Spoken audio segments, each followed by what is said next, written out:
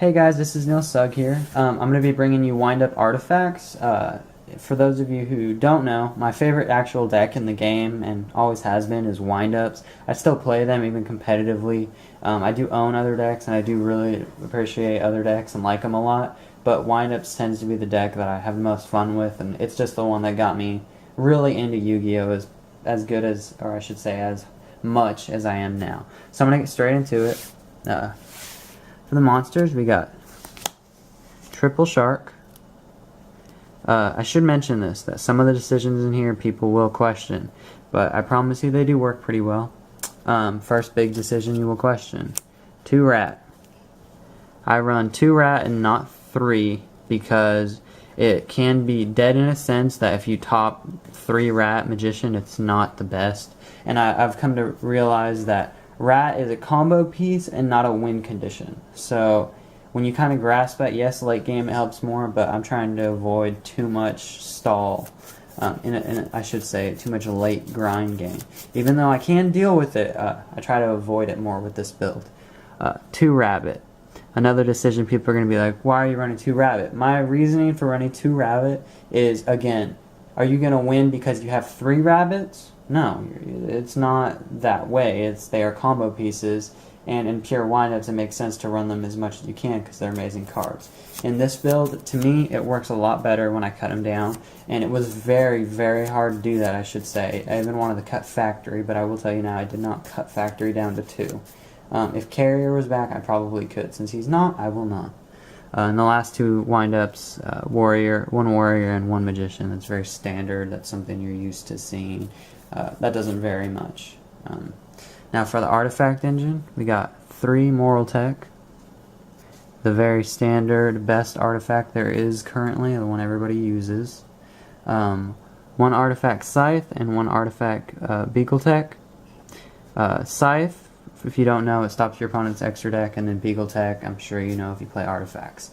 I was doing 2 Beagle Tech, but sometimes it was bad because I don't like to draw it, and sometimes it was good. I don't know, it's really hard to decide, but I really do like Scythe because it gives me more. If my opponent's trying to go off for game, I can say no.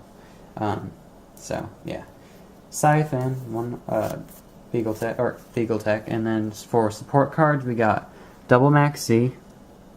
Max C is not only a draw power, but it is also a stall and stop your opponent. Because usually, if they're under Max C, it will slow them down. They will stop doing big pushes. It's very, very helpful in this deck. And anytime I run Max C, I always like to have at least 1 hand trap, and the one I choose for this deck is Tragodia. Tragodia is just one of my favorite cards, and I think it's amazing. It was really hard to cut Thunder King from this lineup, but I did, and not going back. Okay, spell lineup.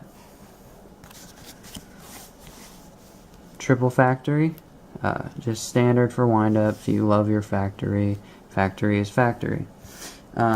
Triple Ignition for all your artifact plays. Ignition is your go-to card to get search in a sense because you set them. Search out your artifacts, get your plays going a little bit faster. And I used to hate this card, but currently I'm running it because it really does help for combos, and I'm doing double Upstart. Very useful for this deck because it's combo pieces. You need to speed it up. It's very, in my opinion, useful, and I really do appreciate it in this deck. Double MST, and I know that's going to be a little controversial too. 3 Ignition, 2 MST. The reason for that being is I don't like Trap Stun, and even though I know Wiretap's amazing, but I don't like those cards that you have to set to get them to work.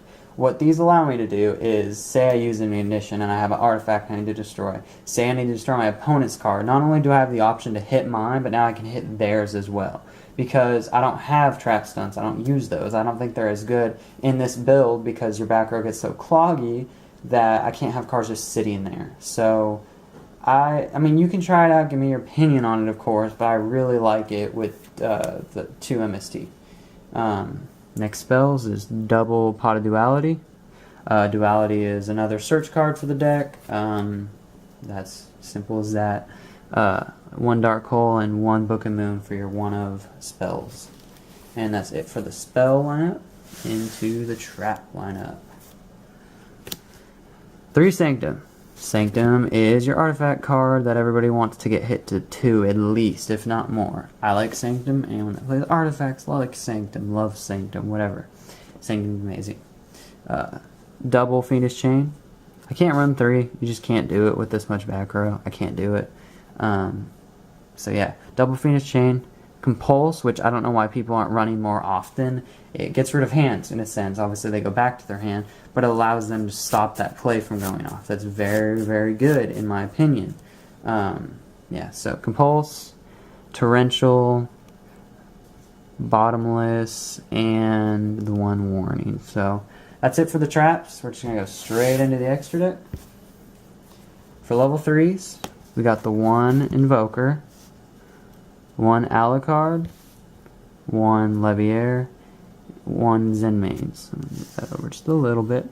Invoker for your combo plays, and Alucard because he's probably my favorite rank 3. If I had to choose one, probably my favorite. Leviair because combos, and Zenmaines. I used to run Fortune Tomb, but in this build I find Zenmaines better because he can pop cards. He can pop your back row. That's very useful when you have artifacts there. So I find Zenmaines to actually be really good again. I'm not saying he was ever bad, but I kind of cut him out for a while. I didn't really give him the justice he deserved, and now that I play this, I find him to be pretty good. Level 4s, we got Photon Papillaperative.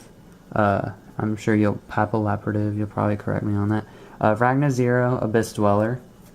Abyss Dweller to stop artifacts, stop hands. I mean, Abyss Dweller is amazing in this format. Ragna 0 because Madolches can't handle it, and Photon because your combos.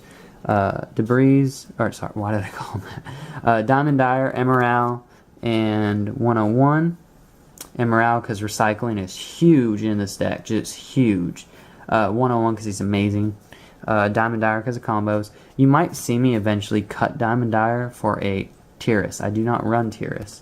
And then my last rank 4 is Maestroke. Maestroke, it's hard for me to want to cut it because he's just one of my favorite cards, and the Maestroke Alucard combo is just too powerful. Just too good. For the rank 5s, we have Volcasaurus, Artifact Durendal, and Arsenal Zenmaio, Italian, but those are my rank 5s. Durendal's amazing. He gives you the ability to have if you want to go rank 5 first turn, you have a good option. It's not the best to go him because your opponent won't have back row, not the best to go him because they don't have monsters, but he's really good because you can kind of counter whatever they try to play. And then 1 Gaia Dragon for combos, overlaying on top of any of those guys. One of my favorite combos I showed in a previous video is, say you make this guy and they kill it, use Rat to revive it, then overlay that on top of it. It's just really powerful play, because Rat just revived you a 2,600 beater. So, really good.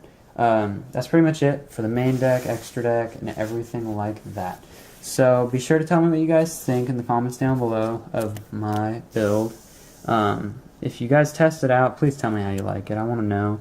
I really feel like I've come to the realization of a really good build for this. So that's pretty much it, guys. Like I said, just be sure to tell me down below what you think and if you try it out. And I'm out.